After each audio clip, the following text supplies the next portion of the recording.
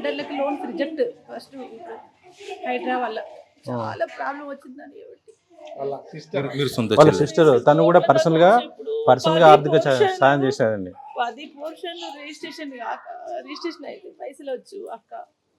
అవి ఇప్పుడు registration builder అని పేరు చెప్తేనే బ్యాంక్ వాళ్ళు రిజెక్ట్ చేస్తారని చెప్పిండు నాకు.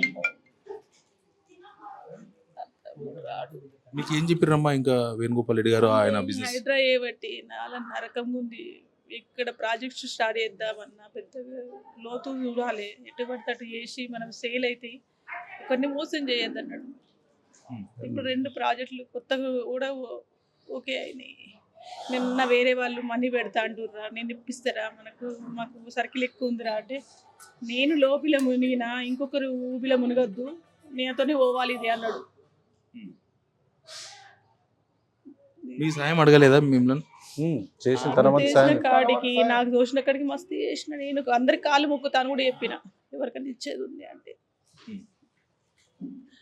నీకు అంతకని నేను ఎక్కువ ఏం చేస్తా, నేను ఎక్కడికైనా వెళ్ళిపోవని చెప్పిన నేను. మనం కానీ మనకిచ్చిన వాళ్ళను మనం మోసం చేయొద్దక్క, ప్రాణం పోయినా సరే కానీ మోసం చేయొద్దని చెప్పిండు.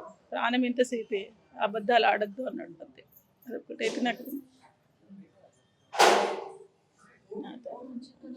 అమ్మగలిగినరా అమ్మ ఏమన్నా ప్రాజెక్టులో కొన్ని అమ్మగలిగినరా? అమ్ముడు పోయినాయి అంటే అమ్ముడు పోయినాయి కానీ కొన్ని ఇచ్చిండ్రు. 10-15 లక్షలు. వాళ్ళందరూ లోన్లకు వెళ్తాన్నారట. వేణి పేరు మీద ఉంది కదా అది ల్యాండ్.